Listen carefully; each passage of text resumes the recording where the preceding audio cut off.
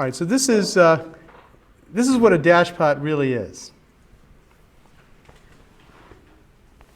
Today I'm going to do a demonstration showing an air pot, dash pot, and the differences between what we call push damping and cold damping. So first, before I show the demonstrator, I'm going to just show what the dash pot looks like outside the demonstrator.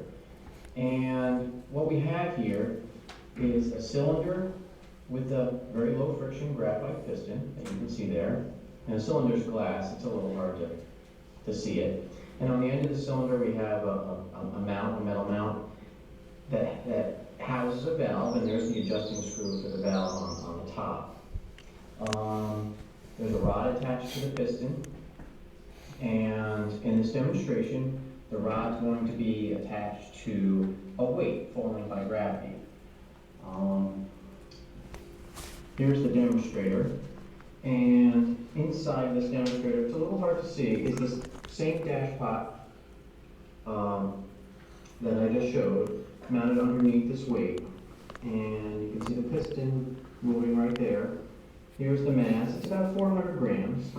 So when I release the mass, gravity will cause it to fall, and this is what we call push damping, where the piston will compress air and air will escape through the valve.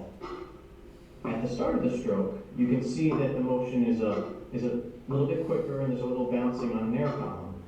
And that's because air is compressible, so we need to build up enough pressure in order to resist the weight. So it still lands at a nice slow velocity. If we were to flip this over and look at a full dash pot, so now as the mass is falling, the rod is extending on the dash pot and the piston's moving away from the valve, and in that direction we're creating a partial vacuum. And the advantage of that is that the pressure differential builds much quicker, and we get damping almost right away. So when I let go, and I'll do it again, let go of the mass, we get damping right at the start of the stroke, slow, smooth motion throughout the stroke. So both damping directions are very useful, and you get approximately equal damping in both directions, except at the start of the stroke. And that effect, what we call the air spring, is much less of an effect when you're using smaller weights for a particular dash pot. For example, if we had a 50 gram mass instead of a 400 gram, you might not notice the air spring effect. I've adjusted the damping, I've turned it way down. There's very little damping here. In the push damping direction. So with the same weight, with reduced damping, there's still the air spring, but it happens so fast you don't see it. So that's a dash pot, and it the key fact is that it is over a wide range of velocities. The force is proportional to the velocity, so it acts like a resistor. So it acts like a constant, real, positive impedance, R, greater than 0, or mu. We write for the dash pot, and so that's the key property, that the velocity and force are proportional and in phase over a wide range of frequencies. And so that's why we can model it with a resistor. That's why it's our simplest case of a linear resistor. And we'll go to more complex resistors, but we'll try to keep things linear as much as we can. We'll get to some nonlinear resistance as well, but the first step, what does resistance do in a system? It causes damping, right? So it causes things to die out. And so a resistor will generally give you if you pair it up with, let's say, a capacitor and an inductor, or if you pair up a dash pot with a mass and a spring, you get a single sinusoidal oscillation that decays with some time constant that's controlled by that dash pot. In a more complex system, we will want to make that frequency dependent. We'll want to be able to have effectively different dash pots at different frequencies, and so we'll do that by adding higher order terms in the differential equation, and the resistor will basically become a filter. And so we'll use linear filtering that is, nominally zero phase or minimum phase, but variable gain is a function of frequency, and use it to give us frequency-dependent damping. And that's still linear, okay? But then when we have to go nonlinear, we'll have our hands tied, and we won't be able to go to the frequency domain. We'll be in the time domain, we'll be stuck in the time domain, we'll use table lookups, we'll use polynomials, we'll use interpolated tables of various kinds. So there are a number of techniques for dealing with it, but it's all in the time domain because there's no frequency domain when you have nonlinearity, unless you're willing to say the nonlinearity is small and ignore it. So that's what we're actually doing. And then I found so it's our simplest damping, and we'll make it more complex by making it frequency dependent, and we'll go nonlinear, and that'll be a completely different thing. But if you really want to talk about friction, it's good to really read some treatments of that. And I found this one that I like at the Mechanical Engineering Department in Belgium, and it's got some good statements in here. Owing to the complexity of friction, no comprehensive practicable friction model that shows all of the experimental observed aspects of friction force dynamics in one formulation is available. Most friction models, in essence, are empirical, based on limited observations and interpretations. And so the model's only valid over some range under the test conditions, and so you have to really bracket it. In other words, it really is a fundamentally complex thing, and there's lots of different kinds, lots of different cases. But you can kind of break it down. Here's a microscopic view of a friction generating surface, irregularities. And here's a friction versus displacement curve where you have your sticking zone, and you break away, and then you start sliding, and you get some curve. So this is your basic static versus dynamic friction. You might simplify it to that. And then there's this thing called the the Strybeck curve.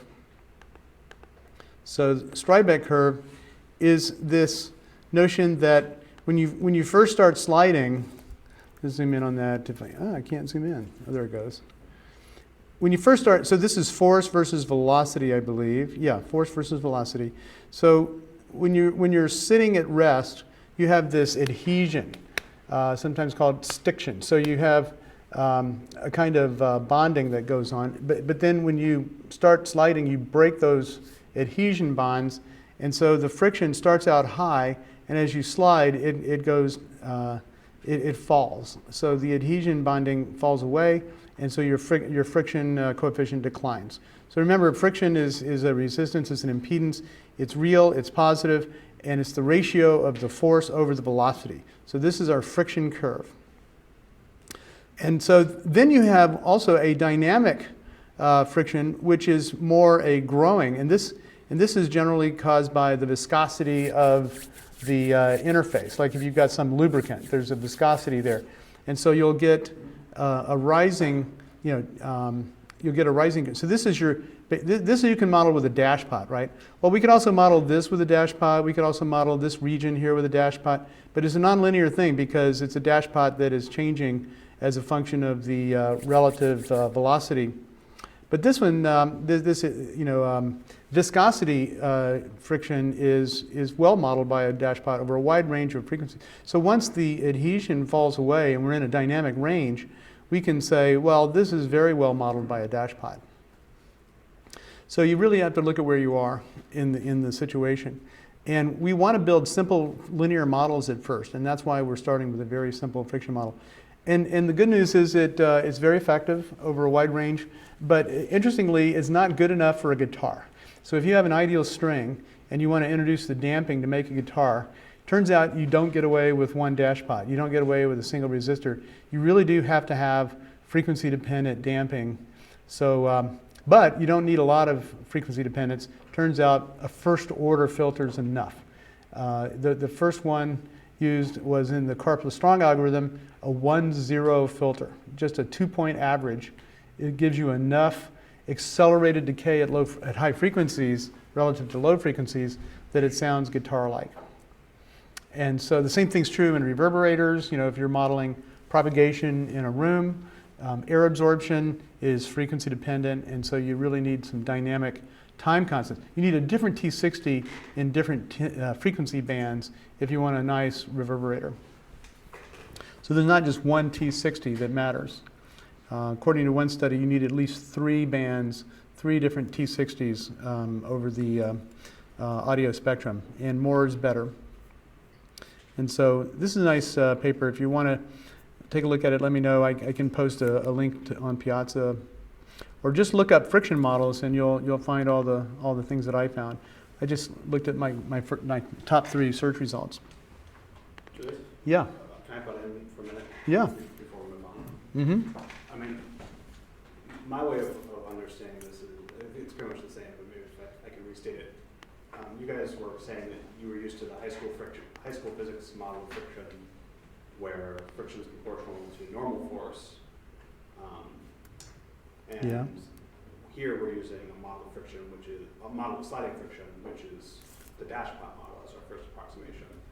So in essence, Right. both models are limited because the dashpot model is kind of valid only for one amount of normal force. So in that sense, mu depends on the normal force. Whereas if there's a mass on a surface, we're assuming that mu depends on how, depends in a sense on the mass. And it's not very valid if the mass is bouncing, or if it like is rolling down an incline or something where the normal force might change.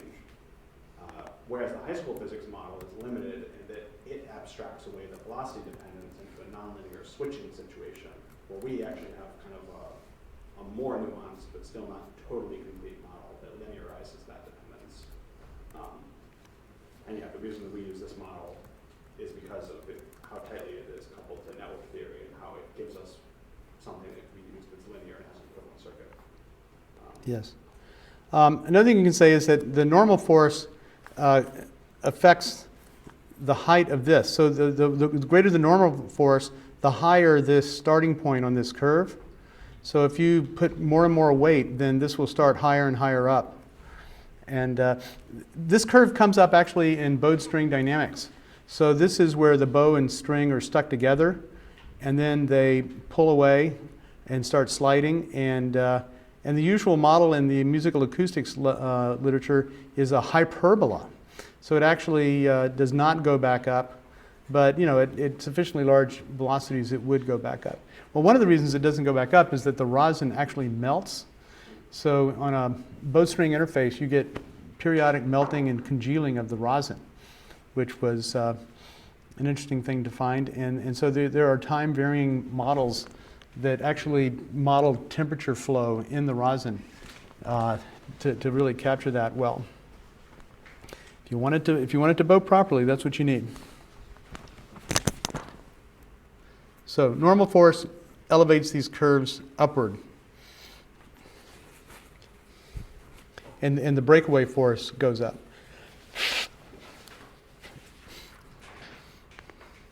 Any question about friction?